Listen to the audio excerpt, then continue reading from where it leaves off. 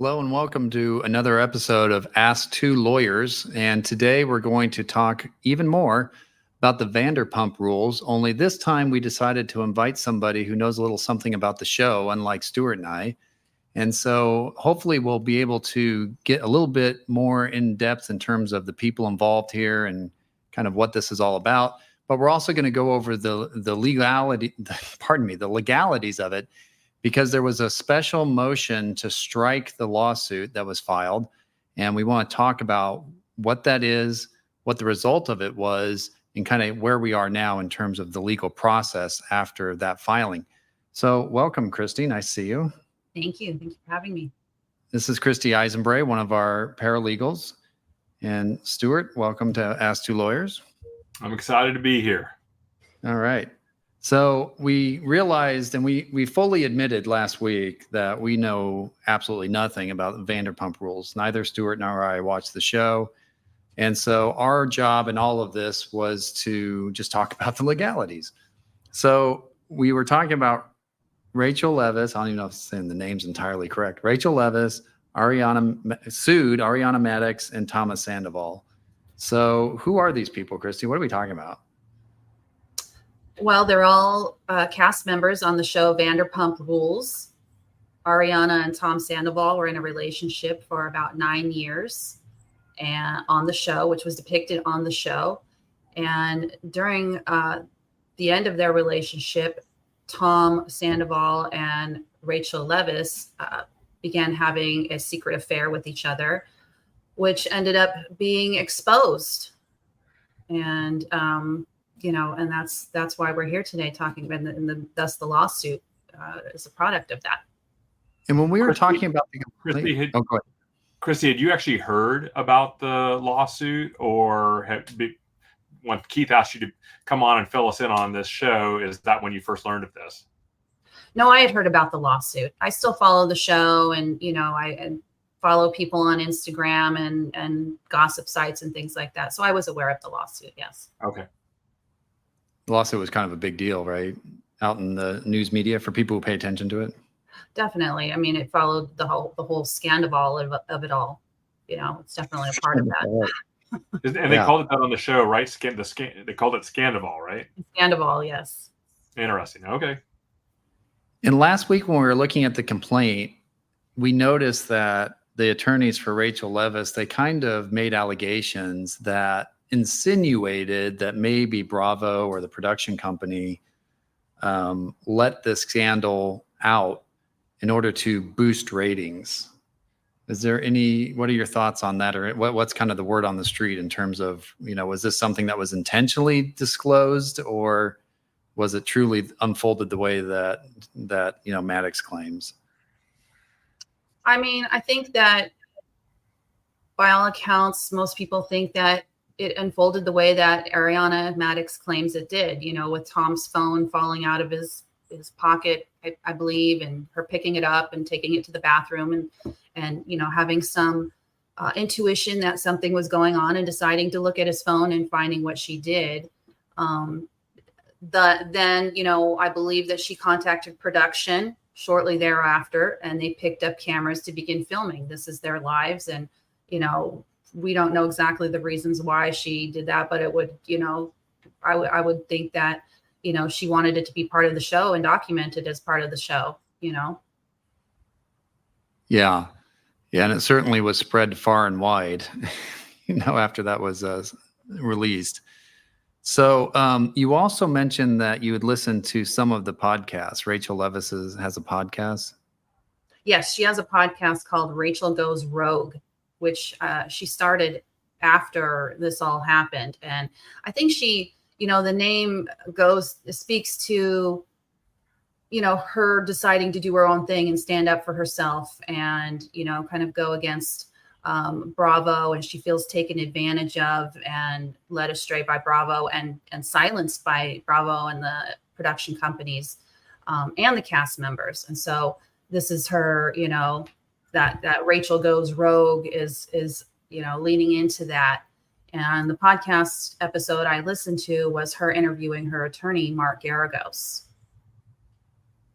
Okay, well, that sounds interesting. What was the result of that interview?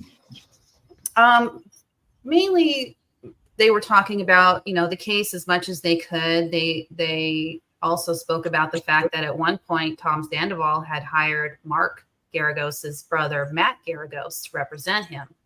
He subsequently fired Matt Garagos after, I believe, Matt filed a lawsuit against Ariana, for invasion of privacy, almost like a cross complaint, I guess, against Ariana, invasion of privacy, among other things, for getting into his phone. And Tom came out with a statement saying, that wasn't his intention. The optics of it all, everybody hates him already. And now he's going after Ariana. And so, people were coming down on him left and right. And his statement says something to the effect that he was not aware. He understood it was just legal procedure. He wasn't aware of what was truly happening. And he has thus fired Matt Garagos. Okay, interesting. Because I did notice in the court file the dismissal by Sandoval of his cross complaint. So I didn't understand the nature of that. So that makes a lot of sense now. According to Sandoval's statement on Instagram or something, I think I came across it last week when I was looking at this. He basically says that he had no idea this was a lawsuit, meaning it was a cross complaint. He didn't understand it was a lawsuit, and that Matt Garagos had told him that it was just procedural. Just something you just do, and it's not that big of a deal. So he said to go ahead and do it. And then when he realized, I'm actually suing Ariana. Whoa, okay, wait a minute. That's not what I'm sorry. Was it Ariana or I'm sorry, Rachel? Then he said, hey, I'm sorry, I didn't mean to sue. So that's where apparently that ended the relationship between Matt Garagos and Tom Sandoval, which again, you've got the Mark Garagos on the other side of this and their brothers. It's just kind of a crazy case thus far. Right. And he was suing Ariana. He was cross complaining against Ariana. It was Ariana. Okay. For invasion of privacy. I'm trying to remember the other. Was that for accessing his phone without his permission? Yes. I see. Okay. Right. And I remember, assuming that's just to cover himself, Yeah. And I remember seeing the complaint, but I just briefly looked at it and looked at it in depth. And so now that you're saying this, I'm wondering if it was a verified complaint. Probably not. Doubt it. Yeah. So an unverified complaint means that he wouldn't have to sign it, which means there is some credibility to the idea that maybe the lawyer filed it without, no good lawyer would file a lawsuit without explaining it to his client. But, it'd be different if he actually had to sign a verification and then he says, I didn't know it was a lawsuit. But probably the more realistic idea would be he didn't know it would blow up like that, and the lawyer was probably filing a cross complaint just in the course of what we do as lawyers. That wouldn't be that odd. Exactly. I mean, you're not if you're not a PR person, you wouldn't understand that. So, did you want me to elaborate a little bit more about the podcast with Mark? Oh yeah, absolutely. So the gist of it was that they got into Rachel's reasons for filing the lawsuit, because I know we're all sort of wondering, why isn't she suing Bravo, Evolution? I think there's another production company in there. I can't recall. But it sounds as if there is an NDA and an arbitration clause in there where she's, as you were speaking of on the last episode. And so she's going after Ariana and Tom because she can. And this is her way of standing up for herself. And on a larger scale, there's this whole reality reckoning out there that was started by, I don't know if you've heard of Bethany Frankel from Real Housewives of New York. She's a big business mogul now. She sold her brand Skinny Girl. Anyways, she's always kind of had beef with Bravo, and she's started gathering these, disgruntled reality stars who, have been, felt that they've been wronged by Bravo and or other networks, and, she had Rachel on her own podcast, and Rachel told her story on her podcast, and they're starting this sort of reality reckoning to establish laws that will protect these reality stars who sign up for these shows thinking, okay, I'm just out here sharing my life.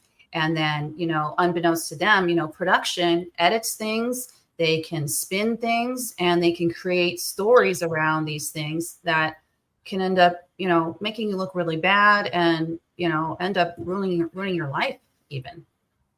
So they're trying, I think, Mark was sort of talking about how he's a part of this because he wants to be part of establishing some laws that will protect these reality stars going forward. Interesting. And so it does come down to the fact that by Levis suing Maddox and Sandoval in Superior Court and not suing the others, she could have a public disclosure of her lawsuit, which would not happen with an arbitration clause, especially with an NDA, a non-disclosure agreement. All that's going to be confidential. And so she wanted to get her story out in the public eye. The way you do that is you sue people that you don't have an arbitration clause with. And so that seems to be how this resulted. Yeah, exactly. Interesting. So anything else on the that you can think of that was interesting on the podcast with Mark Geragos? No, that was the gist of it. It was just, her asserting her right to stand up for herself and hopefully lead the way in setting an example for, further precedent that will be protecting reality stars going forward. And maybe get networks and, production companies to think twice before they they really used and abused Rachel in this instance for ratings. And that's what kind of the allegations are here. Yeah. Okay. And that's what I was picking up on in the complaint is they're throwing a lot of allegations and blame towards Bravo, but they weren't a party. So I guess that's the backstory of that. That would make sense why they were doing that. So that brings us now to the special motion to strike that was filed. We call that an anti-SLAPP motion. And Stewart, maybe you can kind of walk us through just what is an anti-SLAPP and why just generally speaking, why would you file something like this? Well, many people file it to harm another person. I'll give you an example. Donald Trump being a builder before he was a politician and the president. If he was building a sky-rise building and you had, a little neighbor next door, a little neighbor that made $40,000 a year, didn't have much money, and that neighbor filed a lawsuit to stop Donald Trump's project from going forward, then that neighbor that has limited resources. And so what Donald Trump used to do back in the day is they would just file lawsuits back at this person, even though they were not meritorious, they didn't have any facts to support them, and they would just do it to, basically bury the very poor neighbor in comparison to Donald Trump and his big project. And so some laws were put in place that I think had a very good idea. And that is, look, if you're going to file one of these suits, there is a motion that can be brought immediately, an anti-SLAPP motion. You don't have to go on with the lawsuit. You don't, because lawsuits can go for a long time. And the whole idea there is you don't want that little itty bitty neighbor having to bankrupt themselves because they brought a lawsuit against Donald Trump. And then he hits them back really hard with just a mountain of lawsuits. Well, that's not fair. So the safety valve is that a lawyer for the little neighbor can go in with a motion and say, these are not meritorious. We want them tossed out, and a judge can stop it. The problem is that anti-SLAPP statutes spread around the country, and I think they're in probably half of the states. As they've spread around, now they've been applied to other areas of the law, including probate law. And, how do anti-SLAPP statutes come into probate law? Well, they do, and they're there. But essentially what the anti-SLAPP statute in California says is you have a right to file this lawsuit if you can overcome two hurdles. If you can't overcome those two hurdles, then the anti-SLAPP is granted, the case is over, and significantly, attorney's fees of the person who filed the anti-SLAPP motion, the little neighbor, those have to be paid by the defendant because they want a little bit of teeth in the statute to make sure that we're protecting the little guy. These kind of laws are supposed to protect the little guy. The problem is now little guys are suing each other and using these anti-SLAPP mechanisms. And essentially what it is the first thing you have to show is that the activity that's being complained of is protected by a constitutional right of free speech. Did somebody have a right to say something, and just because you didn't like it, you file a lawsuit against them? Okay, we're not going to allow that type of behavior because you could really hurt somebody mercilessly who simply you have a disagreement with, or they said something that insulted you. And everybody's got a right to, exercise their right to free speech. That doesn't come up that often in our practice, but the second prong does. And that is, can the plaintiff, can the big developer like Donald Trump, can they establish that they have a reasonable probability of prevailing at the time of trial? That's the second prong. And think how difficult this is. No discovery has been taken. All we have is a lawsuit and usually another lawsuit in response to that lawsuit. No discovery, no depositions, no interrogatories, no documents being exchanged. And you're being put to the test. If you're that big developer, you're being put to the test saying you filed this lawsuit. You have to not only show that we're not infringing on someone's right to free speech, you also have to show that you have a reasonable probability of prevailing at the time of trial. Now, reasonable probability of prevailing, it's a very subjective term. And to one judge means one thing, and to another judge means another thing, and to another judge means another thing. It can be all over the place. And so this is, again, it goes back to judges kind of putting their finger in the air and saying, I have a bad feeling in my gut about this lawsuit. I think this bigger person is trying to hurt the smaller person and retaliate against them because a lawsuit was made. Therefore, I'm going to strike that complaint and get it out and give them their lawyer's fees. Or I believe that the person here suing does have a meritorious claim, and likely, they, at least given time to do discovery, it's reasonable to conclude that they would have a chance to prove this at the time of trial. So that's essentially how an anti-SLAPP statute works. How did it actually work in this case, Keith? Yeah, it's interesting because the first prong, like you said, is protected activity. So protected activity could be exercising your free speech, but it's also other things. So filing a lawsuit or a petition could be protective activity. Filing a complaint with the government agency could be protective activity. And where we see it mostly in our cases is where somebody files a lawsuit and somebody else files a counter suit of some sort, and then they get hit with an anti-SLAPP. So it almost has come to pass where whoever files the first lawsuit wins. So in this case, the court put out a substantial, so let me back up. So Maddox files an anti-SLAPP, and it's a special motion to try and strike the lawsuit filed by Rachel Leviss. And what Maddox is saying, and I'm sorry, I'm just interrupting. The lawsuit filed by Rachel Leviss, that's the one for revenge porn and eavesdropping and intentional infliction of emotional distress. She files that against Sandoval and Maddox. And now you're saying in response, Sandoval or Ariana files some suit against Rachel. Is that right? Yeah, she files the motion against Rachel. And she says, it's protected activity because I'm just exercising my right to free speech. And so I have the right to say whatever I want, and I can say whatever I want about Rachel Leviss and Tom Sandoval, and I can badmouth them all I want. And so in that sense, she's saying it's free speech.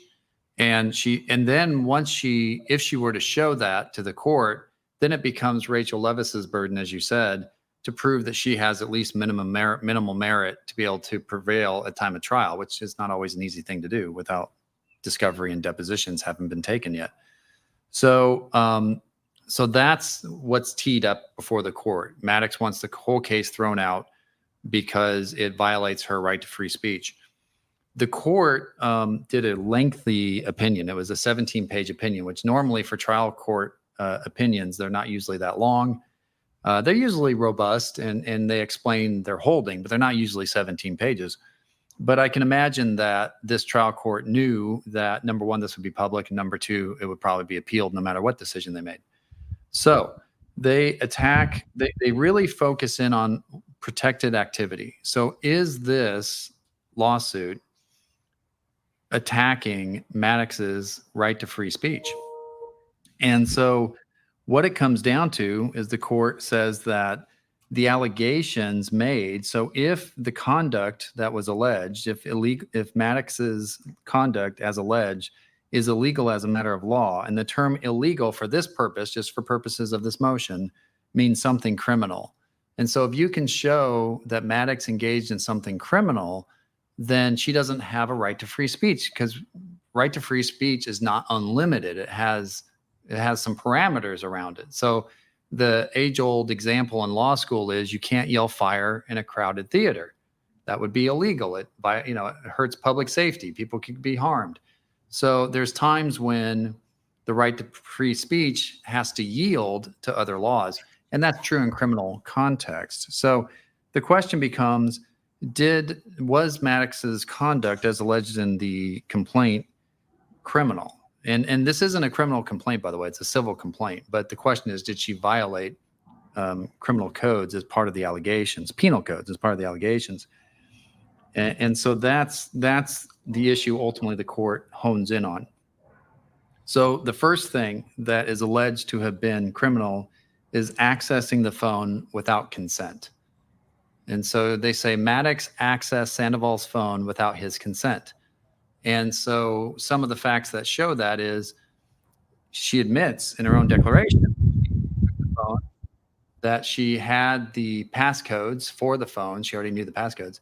And the thing the court finds most convincing is that apparently Maddox went to the restroom, locked herself in a stall, and looked at the phone in private. And so why would you look at a phone in private if you weren't illegally accessing it, or accessing it without consent? If you knew you're accessing it without consent, you would lock yourself away in a toilet stall, look at it. If you thought you had consent to look at it, why wouldn't you just look at it in front of Tom Sandoval? And so that was something that the court focused on to say, that looks like somebody who's accessing a phone without consent. And, Christy, maybe you can fill us in on what was the story of how she accessed this phone and all that. Well, apparently, they were at, Tom Sandoval has a band, and they were at one of his shows. While he was on stage, the phone slipped out of his pocket. I'm not sure exactly how, but somehow he lost control of the phone, and someone gave it to Ariana, who now she's got possession of the phone. She's already had feelings that something was going on. She decides to take the phone into the bathroom, look at the phone, finds what she finds. I believe then she recorded from her own phone some of the video that she found on Tom's phone, went back out of the bathroom, confronted Tom, who then forcefully took back the phone and deleted the videos. Yeah, so I think that was what the court was really focusing on here. Sorry, we have a little background noise at the moment. And so what else in terms of, and then what did Tom do once he found out that she accessed the phone? From my understanding, he deleted the videos. He took the phone back and he deleted the videos. Christy, was there also a point where the producers, got the cameras rolling again, and apparently they went over to Tom's apartment, and again, that's where Rachel confronted him again? Do you know anything about that? I do. So they went over to Rachel's apartment. Tom was there during the filming of this. And at some point, apparently, allegedly, admitted that he did this without her consent. He initially tried to, go down the road that, no, you knew I was recording. But he eventually admitted that. By the end of the filming, I believe he realized he might be in some trouble for what he had just said. And he fought with the producers to not air that footage of the filming that day. Not all of, we saw some of the footage of it, but the part where he's admitting to filming her or filming her without her consent. And apparently the producers acquiesced and they took that out of there. And so that scene doesn't show him admitting to any of that. And it really just shows them as more of a united front, if anything. Right. Yeah, and she's upset about that, and I'm sure her lawyers will be getting those raw, unedited tapes of discovery, assuming they exist. We have a comment from Galaxy S, and maybe you can give us some insight into this, Christy. She says, or Galaxy S says, Ariana sent Rachel a video from Ariana's phone, and Ariana certainly didn't steal the illegal video to help Rachel. Well, what's that? What's that about? Do you know anything about that?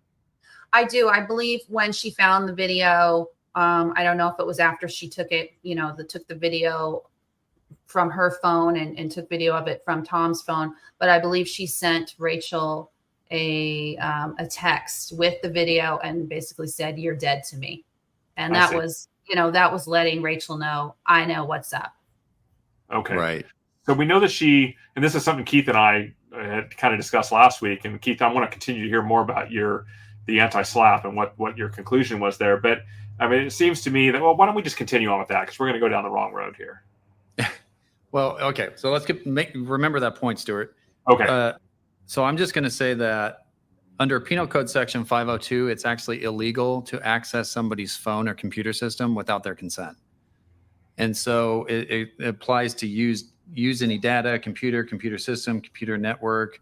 And so the allegation is that's exactly what Maddox did and Ariana did, and therefore that would be illegal conduct for purposes of this anti-SLAPP. So that was very interesting. And then also making a copy of the FaceTime video. So Maddox, everybody knows, and she admitted in declarations that she made a copy of the FaceTime video, and that was what apparently Sandoval was trying to delete from her phone, or in some regard. But just by the virtue of the fact that she accessed the phone, she made a copy of the FaceTime video, and then she ran away. Maddox declares Sandoval grabbed Maddox's phone and ran away in an effort to delete the recording, which he would not have done had he given permission for her to access the phone in the first place. And so for all of those reasons, the court decided that this was not, it was not protected activity because there's an exception. There's an exception to free speech because this was criminal conduct. And therefore, they denied the special notice. They denied the anti-SLAPP. The lawsuit was not dismissed, and it would continue on from there.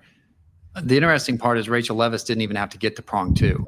So there was no requirement that she even show minimal merit because the court dismissed it on prong 1. This is not protected conduct.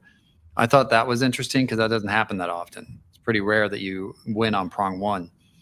And then the other thing I'll note is everybody filed appeals. And so as soon as the decision came out, Ariana Maddox filed an appeal. Rachel Leviss filed a cross appeal. I'm not sure what the grounds for those appeals are yet, because you first file a notice of appeal and then the briefs come later. So we don't have any appellate briefs yet to look at to see what the arguments are. But that probably explains why we have a 17-page decision from a trial court, because they knew that people were going to appeal, and sure enough, that's exactly what happened. Right. And we all know how long appeals take in the state of California. So I'm wondering, if they're supposed to go to trial in November, do we think that the trial will be, moved out? Yeah, it would almost have to be. And yeah, I mean, appeals can easily, in my experience, can take 2 to 3 years to go from start to finish on an appeal. What's your view of that, Christy? You used to work for the appellate court.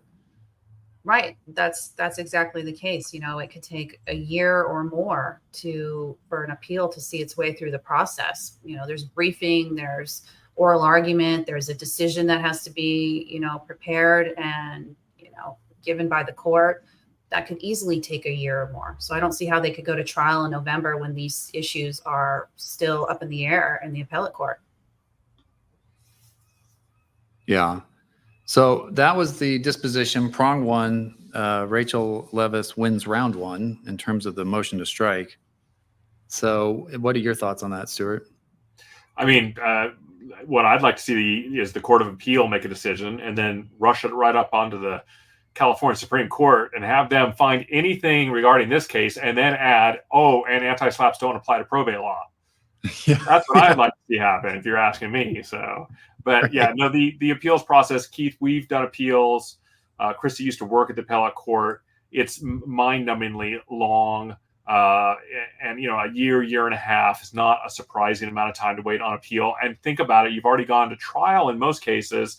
That's 2 to 3 years, maybe 4 years to get to trial. Here it's an anti-SLAPP issue. So that's why it's so soon at the beginning of the trial. So that one probably gets heard, in the next year, but still think about a year from now, that finally gets heard. And now you got to come back right to where you were before that was filed. Oh my gosh, that is just painful. Yeah. Yeah, it really is. So do you remember your thoughts, Stewart, that you were going to go down before? Yeah, I do. I kind of struggled with the revenge porn versus the intentional infliction of emotional distress claims that are being brought by Rachel Leviss. It seems to me that when Ariana apparently texted back to her a video of her doing some things, I guess, that are there's some nudity involved and kind of pornographic in nature. That certainly would go to intentional infliction of emotional distress, because clearly you're letting somebody else know, I have viewed this, and of course she viewed it in a way that she did not have the right to, and now she's hitting Rachel Leviss with it because she's angry. She's seeing that, hey, Tom Sandoval, her man, is with Rachel, or at least they're exchanging photos she doesn't like, and you can see why she'd be pissed off about that and angry about that. But she really wanted to zing her, and so she sends her a text message with the video, meaning that Ariana has looked at that video and likely looked at it several times before she sent it on to Rachel. That's very violative. It's very awful to think about you receiving that text, and then the power that Ariana has in her hands of sending that video out to other people. It would just be excruciating. You could see why Rachel Leviss was so disturbed by this. So what I was getting at was, I think this certainly squares with the intentional infliction of emotional distress claim. The revenge porn, is it enough that the transfer was back to the victim? Is it enough that the transfer of the video back, and I don't do this area of the law, but I know you gotta spread this stuff out there somehow, some way. And I wonder, just the fact that you knew it would traumatize the person who it was sent to, even though they're in the video, that's a transfer of private materials to someone else, even though it's the person in the video. And I just don't know the answer to that question. Yeah, it would be interesting. And then, of course, it begs the question, was it showed to other people? And, you're going to love this comment. So we have another comment by Galaxy S again. The first part of this goes to preservation of evidence. That's right up our alley. And then how would people know what was on the tape unless, she showed it around that? And I've heard that before too. And Christy, maybe you can speak to that there's people who seem to know the contents with some familiarity of what was on the recording. How would they know that if they didn't see the recording? Well, these are Ariana's friends. I imagine she's talked to them about it, just like any of us would probably talk to our girlfriends about this if it happened. I would probably be talking about it too. It doesn't mean I necessarily showed anything to anybody, but I might talk to my friends about it, and accordingly, her friends are talking about it. This is a television show, and all their podcasts are them talking about the show and what's happening. So that makes sense to me. Does that qualify as, spreading this around to others? What are we talking about here? Are we talking about sending the video out, or just talking to your friends about something that happened to you? Yeah. And I want to go back to preservation, but another comment, which I think is a good point, is Ariana would not have that power if Sandoval hadn't recorded Leviss without her knowledge. I mean, that's true. If there was not this illegal recording allegedly by Rachel or by Sandoval of Rachel, Ariana would not have been able to describe what she can't see, and if there was no recording. But and the question is also, what is Tom's responsibility in this? Yeah. And so eavesdropping, that's the one claim that's being made against him, because he's taking photos of her without her permission and consent. But I also question the phone drop incident. How does a phone drop out of your pants and slide across the floor right to the person who can take it and use it and do something bad with it? And of course, we did see Ariana apparently, what I've been told, did run to the bathroom and hide and look at the phone. But how did it come out from his pants? If it truly was just one of those things that happened, which I'm having a hard time imagining, but I suppose it could, maybe he's not at fault for that. But he is at fault for if Rachel's being honest and saying, I didn't give consent, and most people don't give consent for those types of photos, then I think that's his responsibility, and he can be held accountable for that. Yeah, the recording itself is a problem. Let's go back to preservation of. Oh, go ahead, Chrissy. I was just going to chime in on that, on how Ariana got a hold of the phone. And my understanding is that Tom was on stage, moving around quite a bit on stage. Dropped the phone fell. Somehow someone else obtained the phone and then gave it to Ariana, which makes sense. That's his girlfriend. So I see. So the moral of the story is don't rock out so much. Or don't record people to begin with. But anyway, there's a lot of morals here. I don't know. We need to go down that road. This is not the right show for morals. No, not a lot of moral lessons here.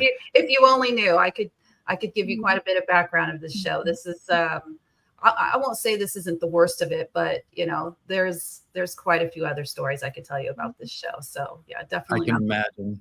the highest Let's go back. ethics and morals level. I want to go back to preservation of evidence. So the question was, will Tom and Ariana, will they have to preserve their phones? What's the issue there, Stewart?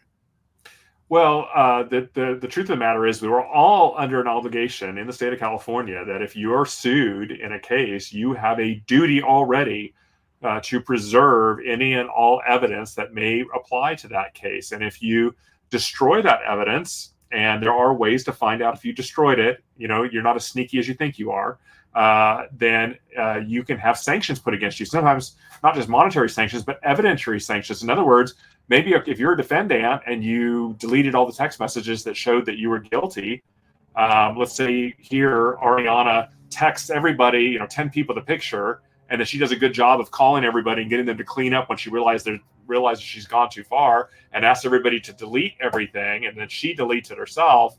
There could be evidentiary sanctions to the extent that a court could strike her answer, strike her ability to even respond to the lawsuit that's been filed by Rachel Leviss, and there simply would be a finding of damages against her. So that's something that could. And I'm not saying that happened in this case, but that's essentially the issue with preservation of evidence. So what we lawyers do, though, is we like to put the other lawyers and sometimes if somebody's not represented, individuals on notice that you're not to be deleting this stuff. And so we send out preservation letters. Some people think, I can destroy stuff up to the preservation letter getting there. No, do not destroy evidence. Or you're going to have to answer for it in front of a judge. And if a judge thinks that you were being malicious, trying to hide something from the other side, it can be punitive the way the court can punish you for that type of behavior.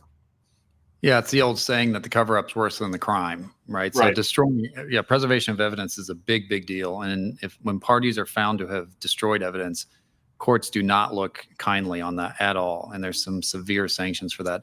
But we do have a preservation of evidence letter that we send out.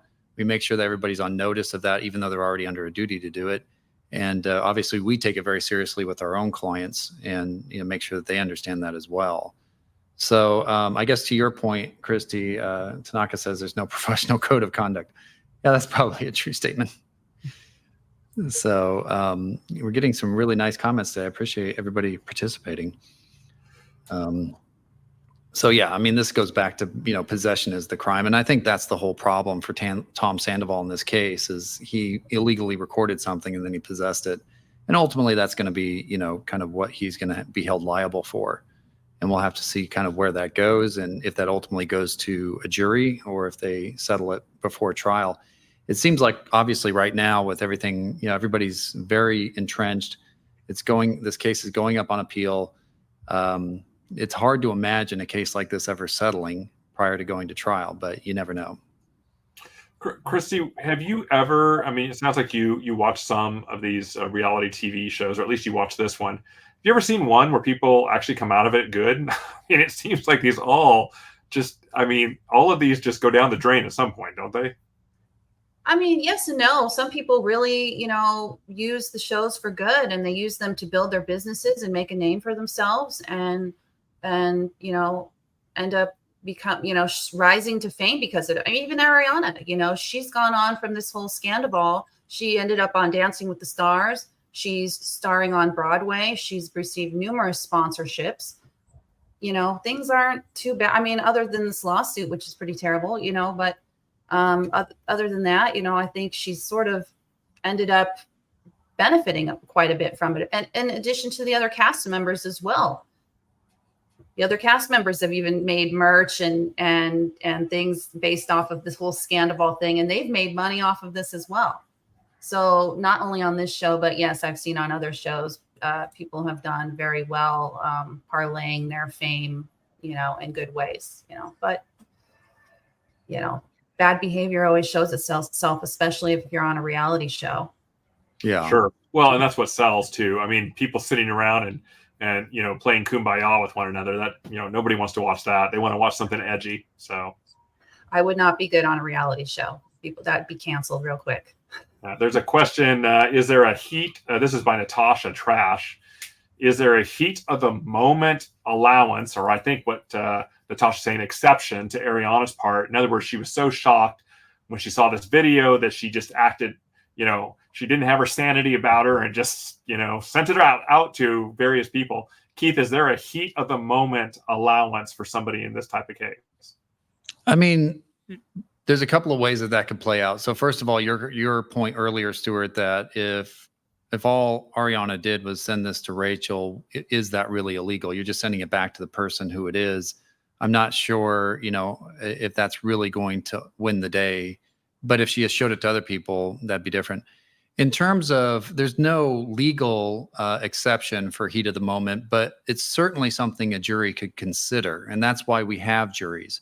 And so one of the pitches that the defense could do is say, look, this was somebody who was acting out of emotion and passion and was very upset, and she did this thing, but it wasn't a knowing breach. She didn't knowingly try to disseminate this. She was just very upset. And a jury that's listening to this case could let Maddox off the hook on that basis and say, well, that makes sense. We're not going to hold her liable because she was emotional and all that.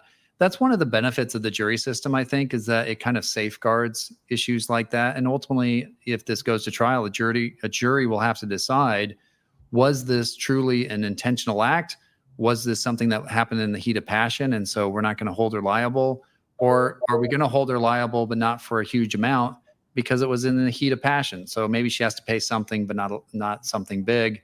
There's any number of ways that could play out. So that's what comes to my mind, Stewart. What do you think?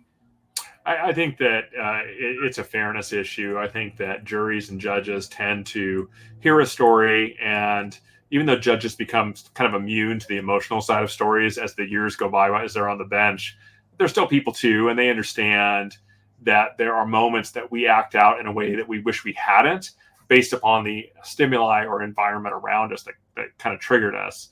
And I would say that if, I don't know anything about these people, but if Ariana truly was in a relationship with Tom Sandoval for 9 years, it sounds like, and they were, intimate and close and, shared secrets and loved each other.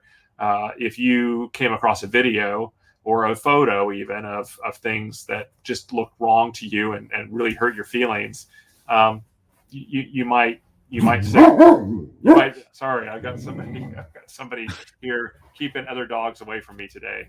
I'm going to have to pass it back to you, Keith. No, that's okay. I just wanted to add a little bit to that. I think the key here is going to be whether or not it's determined that Ariana only sent that video to Rachel and had it herself, or did she share it with many others? And, that's yet to be seen. We have to find that out. I don't know if they're going to be checking the phones. And I know that's her story as of right now, is that she did not share it with anyone else. And so I could see that being a key factor, especially with a jury. She took that video and she sent it to Rachel and Rachel only, and she didn't share it with anyone else. And it can't be proven that she shared it with anyone else. Well, then that's a big difference than if she turned around and she sent that to 10 other people.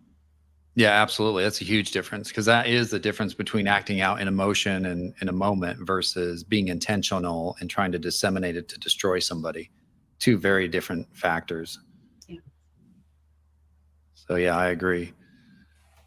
Well, that's what we have on Vanderpump Rules. It's going to be very interesting. We'll certainly be monitoring this case as it goes through appeal. It does take a number of months for the appellate briefs to finally be filed. It could be 6 months. It could be 10 months. But we'll come back and give regular updates as we get more information. It'll also be interesting, Christy, to your point, to see whether or not, I don't think the trial is going to go forward in November, but it's with the appeals pending. But we'll have to see kind of what happens there as well. There's a lot of issues, a lot of sticky issues in this case, so it'll be interesting to watch it go through the process. Definitely. Do you have any other thoughts, Stewart? No, I'm looking forward to watching how the case progresses. And as we go along, Christy, I'll probably be bending your ear a little bit to figure out who these people are and how they relate to one another in the show. Definitely. I'm happy to oblige. I'll stay on top of it. And I'm super happy to have you join us today. Thanks for being willing to do that. Thank you for having me. All right. Well, thank you everybody for joining, and we will see you next week for another episode of Ask Two Lawyers.